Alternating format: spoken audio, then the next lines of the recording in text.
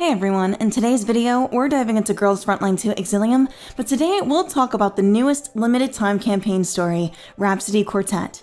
We're going for a fast, streamlined summary of each chapter so you don't have to skip through hours of dialogue to understand what's going on. So, sit tight because I'm about to explain everything you need to know in the simplest way possible. Here is a summary featuring Macchiato, Rhapsody Quartet. There aren't many people in Satellite City, and Chakri and Centaursi are going shopping. While doing so, Chakri sings a song that she wants to perform at the cafe, and Centaursi encourages her.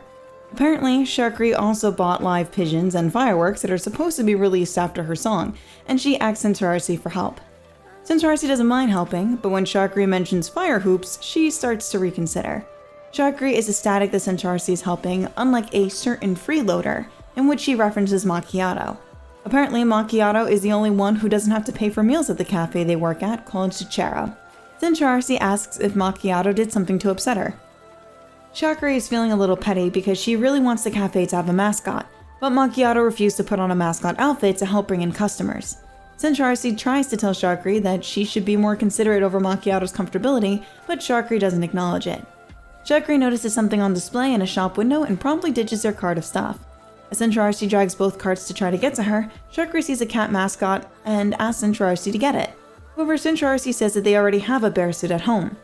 As Chakri tries to convince her to wear the new suit, suddenly enemies approach. Centaursi tells her to get down and Chakri crouches down as gunshots fly through the air. The two take cover behind carts as they witness robots overpowering the security bots. A berserk machine rushes as a small cargo truck that's taking on goods. In a fit of maniacal pique, it begins grabbing random things and throws them all around. As they are about to leave, a guy is trying to grab some of his merchandise. Chakri wants to help him escape, but Centaursi says that Chakri isn't combat trained, and engaging is not a good idea. However, Chakri ends up convincing, and after a flurry of activity, the two of them manage to finally gather up all the boxes and put them back in the crates. Before they can breathe a sigh of relief, however, the two of them have to beat a silent and hasty retreat from their messy surroundings as the sound of police fill the air. Back at Cafe Zucchero, Macchiato sits at the counter inside the bright and clean cafe and casually picks up a flyer. Without thinking, she folds it into a paper plane and raises her hand, pointing the plane outside the window nearby. The calm atmosphere makes her thoughts drift into the distance, thinking about her past. Springfield sees Macchiato lost in her thoughts and smiles awkwardly at her for folding up Chakri's concert flyers as she gives her a special caramel macchiato blend to drink. Springfield deftly removes the paper plane from Macchiato's hands and unfolds it, then quietly slides the stack of flyers from her side away from her. Just then, Chakri and Centaursi come in, almost completely obscured by the items they bought. Springfield is the manager of Zucchero Cafe, and even though Chakri and Centaursi have already cleaned up, she can tell they got into some trouble coming back. Macchiato tries to talk to Chakri when she tries to change the subject, but Chakri said that she can't talk to anyone who has an uncute voice like hers. Before Macchiato can retort, Chakri already scampered out of the cafe with a fat stock of her flyers in her arms. Springfield tells Centaursi to move the boxes into the kitchen and give her a quick rundown of what happened. At the entrance, Chakri is talking to a very annoyed-looking customer. Soon, the door opens to the cafe, and Centaursi emerges while wearing an apron and prepares to brief Springfield on the events that transpired earlier. After thinking about the best way to do it, she adds several maps of the region where the incident took place and sends them over to Springfield. In the boxes that were bought, there's a noise that's coming from one of them. Springfield asks Chakri to take a look as she attends to the customers. What happens to be in the box is a super diner gate. She screams and the rest of the T-dolls go to see what's wrong. Macchiato offers to kill it, and this doesn't look like a regular super diner gate. It's covered with guns and it's unusually friendly. The diner gate starts to beep and Springfield thinks it's trying to connect to Zucchero's server. The diner gate points its guns at Chakri and she begins to panic. Springfield grants the other dolls access to the server and tells them to disable the diner gate's attack orders. Macchiato is able to disorder the attack and Chakri does a little pirouette mid-air as she jumps up to the diner gate that had been pointing its guns at her just a moment ago and gently taps its head. The sight of its suddenly raised muzzle frightens her into retreating to her original distance. Soon, the diner gate retracts all of its weapons back into its body, its blinking lights go out, and it crouches quietly on the ground. It looks completely harmless, and even a little cute. Macchiato scolds Chakri for letting the diner gate get into one of the boxes to begin with, and Chakri tries to explain that the diner gate that she purchased was supposed to be cuter than this, with furry accessories and yellow paint that made it look like a lion. Centrarcy does mention that indeed, she took a look at what was in the boxes before they took them back to the cafe, and it was not a super diner gate, but one dressed like a lion. Centrarcy surmises that on the way back to the cafe, when they got caught up in the disturbance, there was a truck loading cargo nearby, and their boxes looked a lot like theirs. Perhaps there was a mix-up. Everyone checks to see if there's any more surprises in the cargo boxes. Turns out they picked up a lot more military-grade weapons by mistake. Turns out Sharkry's beloved pigeons and fireworks aren't here anymore. Macchiato says that this level of firepower is beyond the needs of standard police work. It's flat out breaking the law. No ordinary citizen can afford to modify these weapons. Macchiato thinks it's linked to the activities of the underground organization in CHE-02. Outside, there's a municipal broadcast telling citizens that curfews will be enforced in CHE-02, effective immediately. All commercial establishments will be required to close for business within 2 hours. Leva and Springfield hop on a call. Leva tells Springfield that there's a wanted criminal who's been active around the area by the name of Petroke Farkas, who matches the description of the events that Sharkry and Centrarcy mentioned. Springfield offers to help catch the criminal, and the team sets off to find him. Macchiato insists that she goes alone, thinking that she can handle the recon mission by herself, and easier without a group. However, Springfield thinks it'll require more manpower and that she needs the team. Reluctantly, she agrees. Macchiato thinks that CHE-02 rivers are linked to many satellite cities near their city, and that most likely their base is in an abandoned warehouse by the port. Part of the grand plan is to have Macchiato dressed in a bear suit to disguise herself.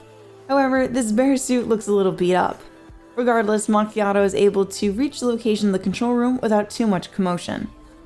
The darkened motion-centered control lights turn on and Macchiato squints through the slits in her bear headpiece as she looks around. Then she notices the cleaning log sheet on the wall. It's been 2 years since someone last came to clean this place up.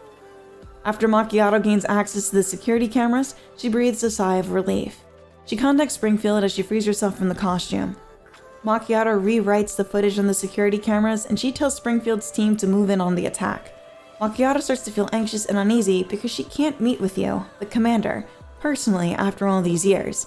It has made her cold and not used to social interactions. She tells the team that she will go on alone and that she'll catch up to Springfield and the others later.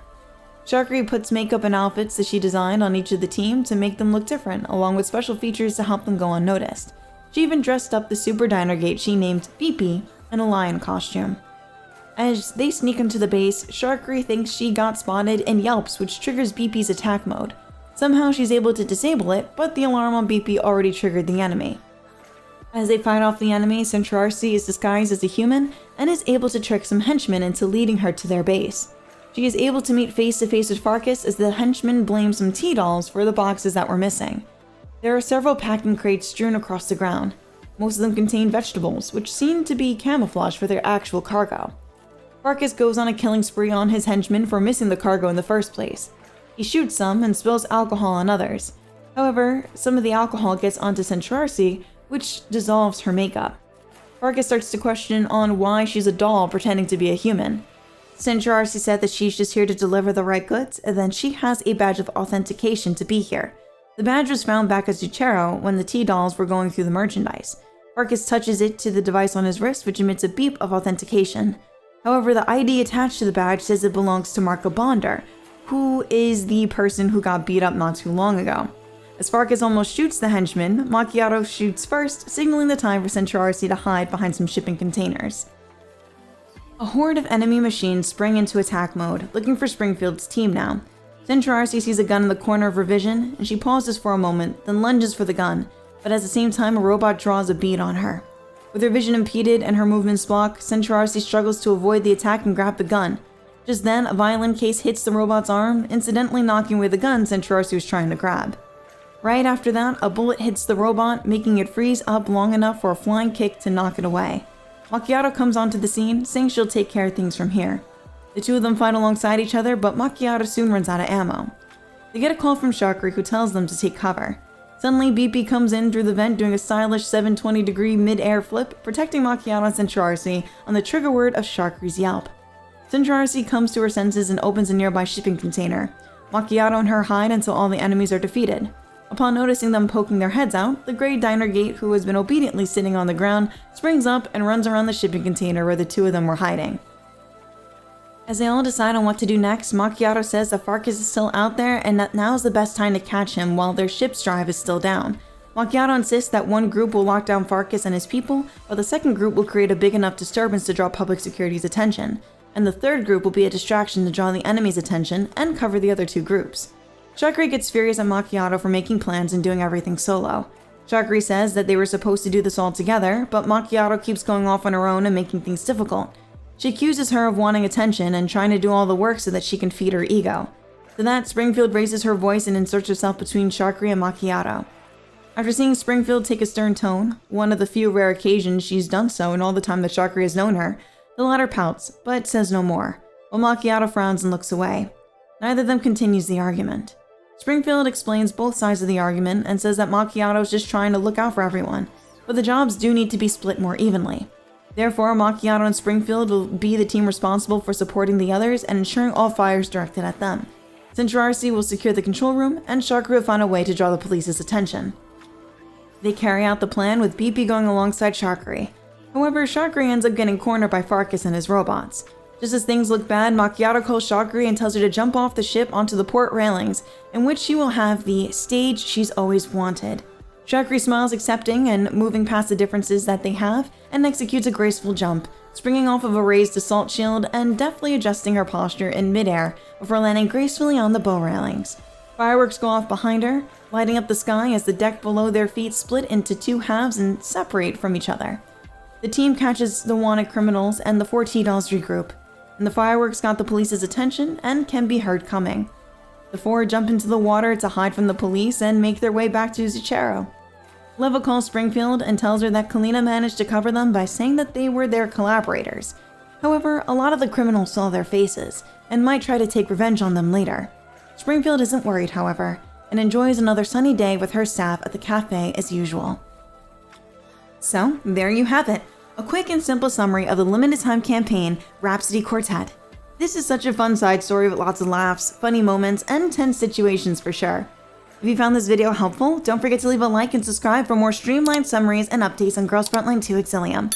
And hey, if you want me to dive deeper into any specific chapter or part of the story, just let me know in the comments below. Thanks for watching.